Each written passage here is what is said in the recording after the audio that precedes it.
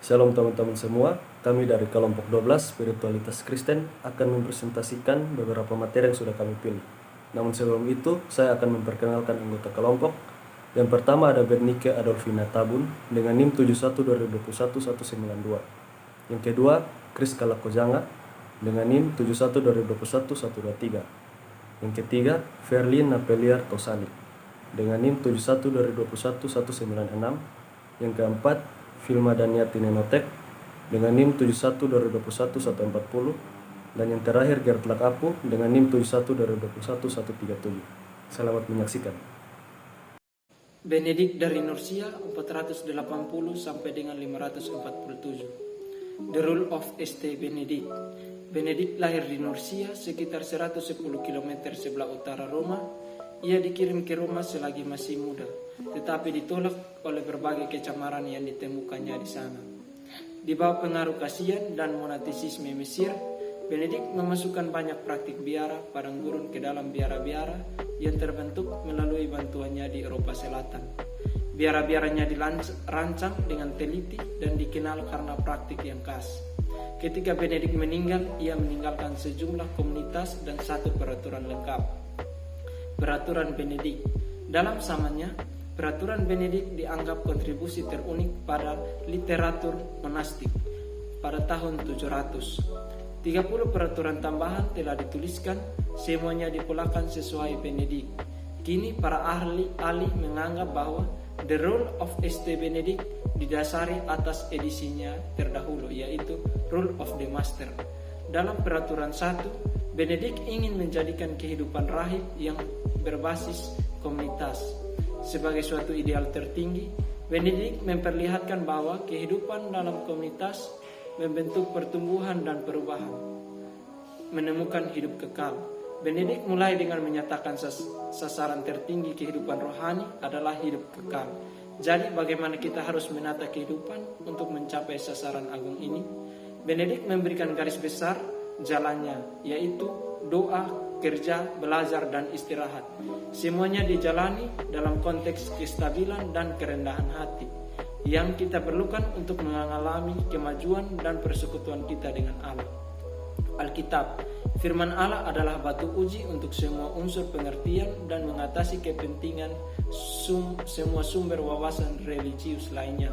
Benedik menolong kita tentang bagaimana membaca Alkitab untuk mendapat hikmat serta membangun suatu pengertian persekutuan kita dengan Allah. Tulisan para santo dan para guru spiritual. Benedictus memperhatikan konferensi karya Kasian dan mengharuskan agar dibaca teratur di tiap biara. Maksudnya ialah memperlihatkan bagaimana kita juga harus melakukan yang sama dalam kehidupan kita, kehidupan rohani kita. Benedik percaya bahwa kita dapat belajar banyak dengan memberikan perhatian pada motif-motif terdalam kita dan juga menjadi penuh perhatian pada gerakan-gerakan lebih dalam dari Allah. Inilah cara kita belajar meniru Kristus, keterlibatan aktif dengan orang lain melalui komunitas. Berbagai ketegangan dalam kehidupan antara pribadi akan mempengaruhi persekutuan kita dengan Allah. Bahkan kehidupan rohani dapat mendorong kita bertumbuh dan berubah. The Rule. Dalam The Rule, Benedik mengajak kita untuk mengerti dan menerapkan alat-alat perbuatan baik. Semua ini menyimpulkan dengan menyeruti tentang bagaimana kita mengungkapkan hidup dan semangat Yesus dalam perkataan, pikiran, dan perbuatan. Saya Bernike Adolfina Tabun dengan NIM 71-2021-192. Di sini saya akan memaparkan materi yang saya minati dalam spiritual Kristen, yaitu mengenai pengaturan kasih kita kepada Allah secara benar. Pengaturan secara benar merupakan suatu kebutuhan mendesak pada masa kini. Sifat hakiki manusia adalah untuk mengasihi dan mencari kasih, tetapi bersifat eros atau kasih yang romantik, yang membanjiri kehidupan kita dan menyebabkan hidup menjadi mustahil untuk mendapatkan keseimbangan serta kepuasan seperti kepuasan nafsu, keserakahan, dan kekuasaan tanpa mengenal kasih telah menghancurkan kepercayaan kita untuk mengenal kasih. Hal ini membuat hukum kasih menjadi tidak dipercayai. Inilah sebabnya Allah berulang kali memanggil kita kepada kasih-Nya. Kasihilah sesamamu seperti kamu mengasihi dirimu sendiri. Nah, Tuhan Allah pernah berkata, kasihilah musuhmu dan berdoalah kepada ia yang menganiaya kamu. Karena dengan demikian kamu akan menjadi anak-anak Bapa di sorga. Dari kutipan perkataan Tuhan tersebut mengajarkan kita untuk saling mengasihi tanpa memandang derajat orang tersebut. Bahkan musuh pun haruslah kita kasihi sebab Tuhan Allah tidak membedakan kasih-Nya kepada setiap kita. Nah, tetapi Ia mengasihi seluruh umat-Nya. Sifat kasih yaitu sabar, murah hati, tidak cemburu, tidak memegahkan diri, dan tidak sombong. Sifat kasih tersebutlah yang Tuhan perlihatkan kepada kita, dan kita dapat merasakan kasih tersebut melalui nikmat yang Tuhan berikan kepada kita semua. Tuhan selalu mengajarkan kita untuk tetap mengasihi. Bagaimana cara kita mengenal Allah? Nah, menurut Agustinus, Allah berada di atas segala tingkatan realitas manusia. Ia dikenal melalui Alkitab, ciptaan, dan sang guru rohani yaitu Yesus Kristus. Nah, tetapi karena dari awal kita tidak mengenal Allah, semua usaha kita untuk memberi arti kepada hidup menjadi kacau dan tidak efektif. Meskipun kita sangat rindu akan Allah, namun kita tidak menyadarinya sejak awal. Shalom, perkenalkan saya Gerard Lakapu dengan NIM 71-2021-137. Di sini saya akan membawakan materi tentang hubungan antara teologi dengan spiritual dan landasan Alkitab. Spiritualitas Kristen ada di bawah payung dogmatika atau teologi sistematika. Teologi sistematika diantaranya mempelajari tentang kristologi, pneumatologi, eklesiologi, ekskatologi, soteriologi, dan lainnya. Yang perlu dipahami, spiritualitas bukan cara atau jalan untuk memperoleh keselamatan. Hubungan antara spiritualitas dan teologi. Yang pertama, Edward Farley, visi teologi yang dicirikan dengan hilangnya koinherensi dan kesalehan dan intelek.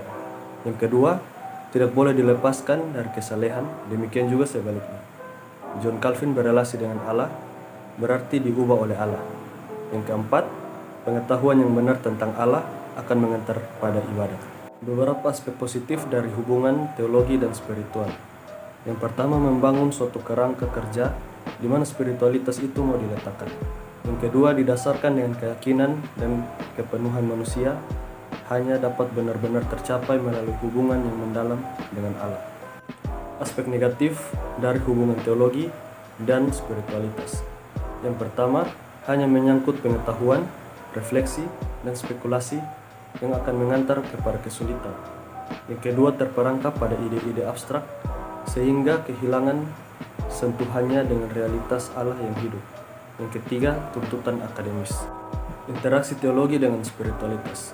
Teologi dianggap sebagai aplikasi kekristenan pada pikiran kita, sedangkan spiritualitas dipandang sebagai kekristenan pada hati kita. Gambaran Alkitabiah dan spiritualitas Kristen. Yang pertama, Kristen melibatkan sejumlah gambaran utama yang didasarkan pada Perjanjian Lama dan Perjanjian Baru. Yang kedua, pemahaman mengenai kehidupan Kristen. Yang ketiga, berbagai sarana untuk mencapai kehidupan kekristenan. Alkitab sebagai salah satu sumber spiritualitas. Alkitab memiliki potensi yang kaya bagi spiritualitas yang dapat diambil dan digunakan untuk berbagai generasi. Alkitab dapat dibaca dengan banyak cara, yaitu sebagai dokumentasi sejarah, sebagai sumber ide-ide kekristenan, dan makanan penyegar spiritual. Ada 4 makna Alkitab. Yang pertama harfiah, yang kedua alegoris, yang ketiga tropologis, yang keempat anagogis. 4 tahapan yang harus diperhatikan dalam proses membaca sebuah naskah Alkitab, yaitu membaca, merenungkan, berdoa, dan kontemplasi. Terima kasih. Kenalkan, nama saya Filma Daniati Nenotek dengan NIM 712021-140. Di sini saya akan membawakan materi tentang disiplin spiritualitas, doa kontemplatif, serta ibadah taize. Yang pertama adalah disiplin. Disiplin merupakan sesuatu hal yang dapat membawa pembaruan di dalam gereja. Orang yang disiplin memiliki spirit sebagai seorang murid. Ada juga beberapa poin tentang disiplin menurut Kelly. Yang pertama adalah latihan pikiran untuk mendekatkan diri dengan Allah. Yang kedua adalah suatu kebiasaan atau pola yang teratur dalam membawa kita ke dalam hadirat Tuhan. Yang ketiga adalah dengan disiplin spiritualitas dipahami sebagai sesuatu hal yang dapat menumbuhkan karakter kita, yang dapat membawa kita bertumbuh di dalam kedewasaan spiritualitas. Poin berikutnya adalah doa kontemplatif. Doa kontemplatif terbagi atas 4 tahap. Yang pertama adalah lectio, yaitu membaca untuk memahami teks. Yang kedua adalah meditatio, yaitu merenungkan kontekstualisasi. Yang ketiga adalah oratio, yaitu berdoa. Dan yang keempat atau terakhir yaitu contemplatio, yaitu berjumpa dengan Tuhan. Kontemplatif merupakan doa yang sesuai dengan hati atau perenungan dan juga keinginan untuk mencapai hadirat Tuhan. Doa kontemplatif mendorong hidup orang percaya untuk menghadapi tantangan dan juga dapat membawa ke dalam kebahagiaan. Ada juga bahaya dalam kita mempelajari doa kontemplatif, yaitu yang pertama, bisa menjadi seorang yang sombong rohani, merasa lebih baik, lebih suci dibandingkan dengan orang yang tidak melakukannya. Poin berikutnya adalah ibadat taizé. Ibadat taizé berkembang pada tahun 1990-an melalui doa meditatif kontemplatif yang memakai lagu-lagu model ibadah dari komunitas taizé. Ibadah ini tidak ada khotbah, hanya dibacakan ayatnya lalu direnungkan sendiri. Disiplin spiritualitas dikembangkan dan menjadi ciri khas utama spiritualitas taizé. Taizé adalah sebuah nama komunitas kecil dalam suatu desa yang terletak sekitar 350 km di sebelah selatan kota Paris, Prancis. Taizé tempat yang terbuka bagi semua orang. Taizé juga bukanlah sebuah bengkel rohani, tetapi merupakan tempat untuk bekerja sendiri. Halo, Shalom. Perkenalkan, nama saya Kriskala Kujanga dengan NIM 71 2021 123. Di sini materi saya yaitu tentang pengaturan kasih kita kepada Allah secara benar. Pengaturan kasih kita kepada Allah secara benar merupakan suatu kebutuhan yang mendesak pada masa kini. Salah satu sifat hakiki manusia yaitu mengasihi dan mencari kasih. Nah, seperti kita ketahui bahwa kata kasih itu tidak asing lagi untuk kita dengar, karena dimana dalam kehidupan sehari-hari yang kita lakukan, baik itu kita berbuat baik, pasti itu dilandaskan dengan kasih. Teman-teman, kasih merupakan suatu perasaan yang ditunjukkan melalui perbuatan atau tindakan. Di sini ada beberapa ayat yang dimana menceritakan tentang kasih, yaitu yang pertama 1 Korintus 13 ayat 1 yang berbunyi, jika aku dapat berkata-kata dengan semua bahasa manusia dan bahasa malaikat, tetapi jika aku tidak punya kasih, maka aku seperti gong yang berkumandang dan canang yang gemerincing. Dan pada pasal yang kedua terdapat dalam 1 Yohanes 4 ayat 7 dan 8 yang dimana berkata, saudara-saudaraku yang kekasih, marilah kita saling mengasihi, sebab kasih itu berasal dari Allah. Dan setiap orang yang mengasihi lahir dari Allah dan mengenal Allah. Barang siapa tidak mengasihi, ia tidak mengenal Allah, sebab Allah adalah kasih. Itulah pasal yang kedua. Dan yang pasal ketiga terdapat dalam 1 Yohanes 4 ayat 11 yang dimana berkata, saudara-saudaraku yang kekasih, jikalau Allah sedemikian mengasihi kita, maka haruslah kita juga saling mengasihi. Dari ketiga ayat tersebut, di mana mengingatkan kita dan mengajarkan kita bahwa kasih itu sangat penting, dan juga mengingatkan kita dan mengajak kita untuk mari kita saling mengasihi, seperti mengasihi diri kita sendiri, mengasihi keluarga, mengasihi teman, atau mengasihi orang yang ada di sekitar kita, dan juga mengasihi Tuhan Allah seperti Tuhan mengasihi kita. Nah teman-teman, mengapa saya memilih materi yang ini? karena dimana saya ingin teman-teman selalu berbuat kasih kepada sesama dan hidup dalam kasih dan dengan damai. I didn't know me, all you wanted was a game.